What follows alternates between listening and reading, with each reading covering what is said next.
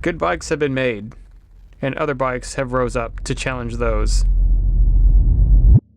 So where does this bike stand in an already volatile and saturated e-bike market? It's clear what its objective is, but is there even room for it? Well, that would depend on what new this bike has brought to the table.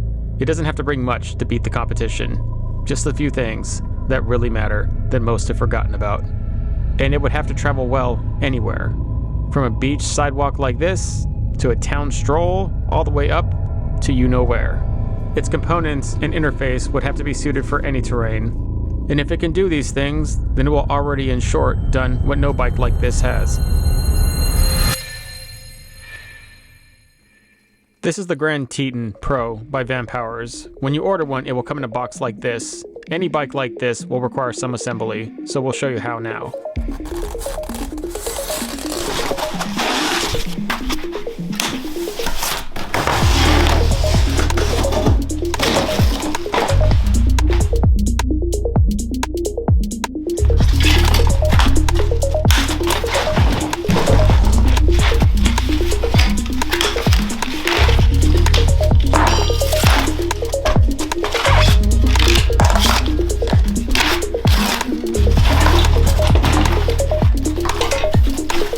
Gives you all the tools you need to put this thing together.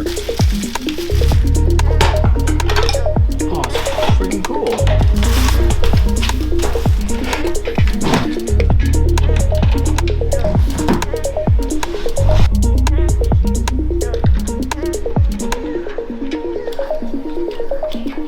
There's one bolt on each side that's just not all the way tightened down. That is the obvious bolt to attach the fender.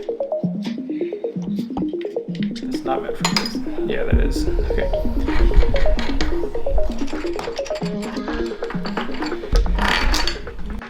This is the disc brake protector piece. This just ensures that the brakes don't clamp down prematurely during transit. Pull this piece out. Slide the disc brake in there, in the caliper, and then your tire like that. Yeah, so this piece actually fits in here. Looks like it does. This now comes with a through axle, a very thick, generous through axle. So you're gonna turn this counterclockwise to tighten the through axle.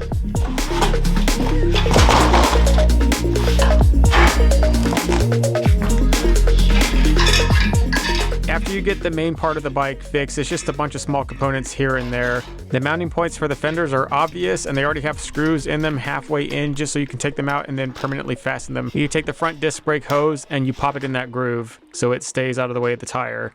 But then there's a matter of all these plugs. There are 4 of them and they're color coded, and they actually go right in here. And this will gives me a lot of hope for this bike, is I've never seen a bike where they have the interface ports integrated right into the stem. It's something new that I have never seen on any e-bike. And what this does is make installation and troubleshooting a breeze, as well as cutting down that traffic of cables going everywhere inside the frame. By the way, the frame is a line-through frame, so no external lines are seen anywhere. The only thing that is an additional stressor is the interface and control.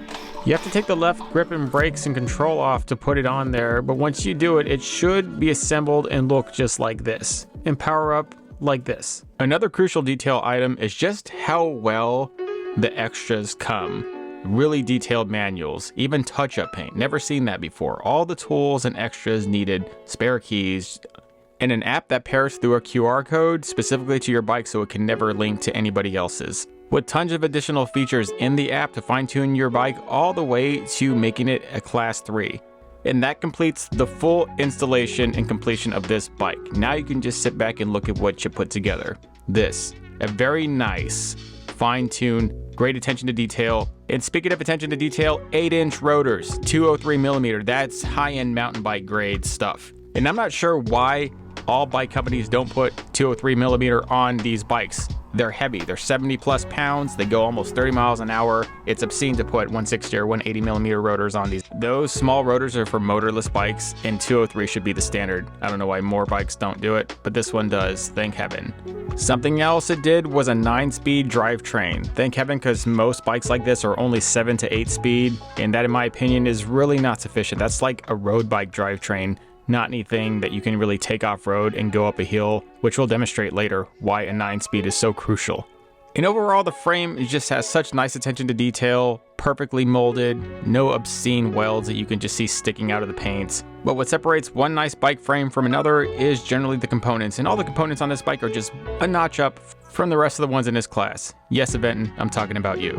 It's got a 48 volt 15 amp hour battery, powering a 750 watt motor, 3 power modes to choose from, including a walk mode, and this is another feature generally only found in high-end mountain bikes to help it on the trail when it goes down. So let's review what you're getting with this bike.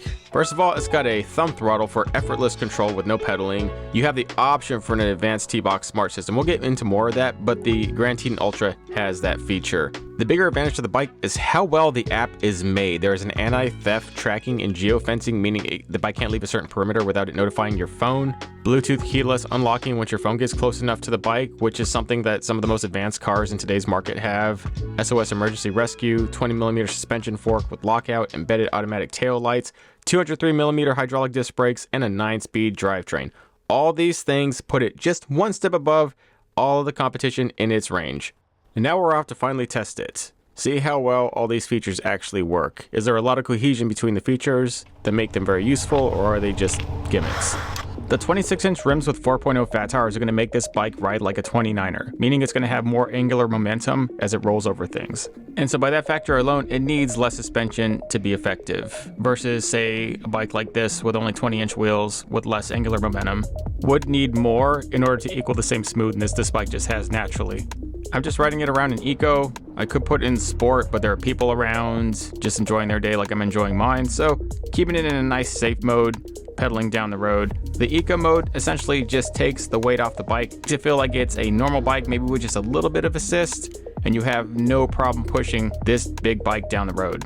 Now, if you start to hit a steep incline or you hit a gravel road, go ahead and knock it in sport, and that will give it the additional power needed to be successful in those situations. Now, if you just really want to start going fast, you have it in class 3 mode. You can put it in boost, and that will be how you probably would achieve the max speed, which I believe is 28 miles per hour in the US. A little excessive for what we're doing here, just trying to relax and stroll around. But say I got this bike to be my daily driver from like back and forth work commute, 28 miles an hour seems pretty nice. In fact, a lot of people who can still afford cars and all the obscene gas prices just simply choose to not do it anymore and grab this because it's just so simple to use. Super low maintenance, it's easy to charge, the reliability is there, it's just a complete winner all around.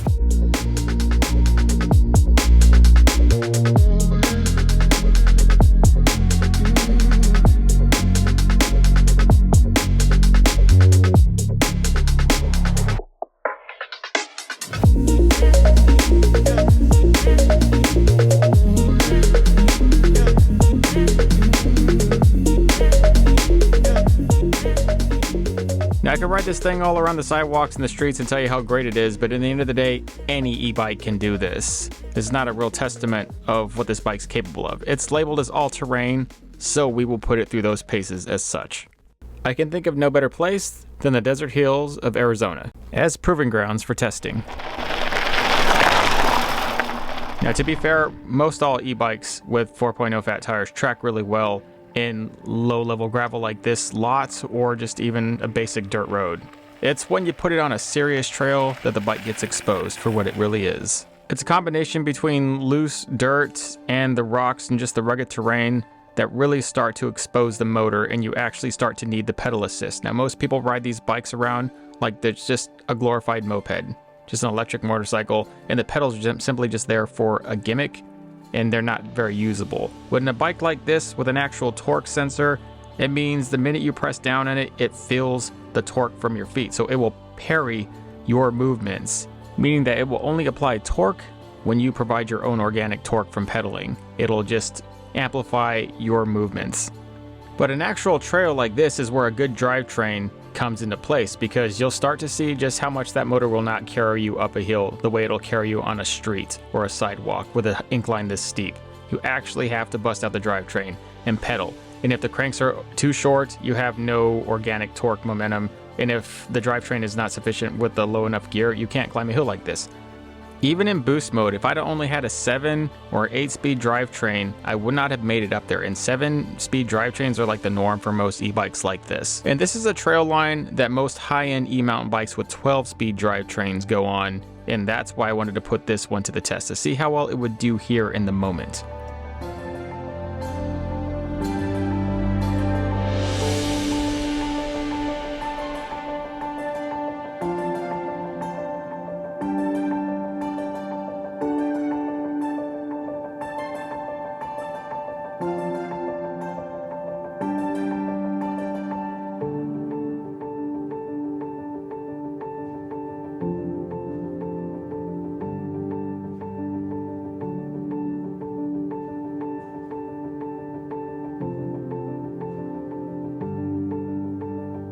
As time goes on, old champions may improve and new contenders may arise to challenge this one. But for now, it is the current king. It's earned it. It provides more for a lesser price, and that by default makes it on top. Thank you guys for the time. We'll see you out there in the next review.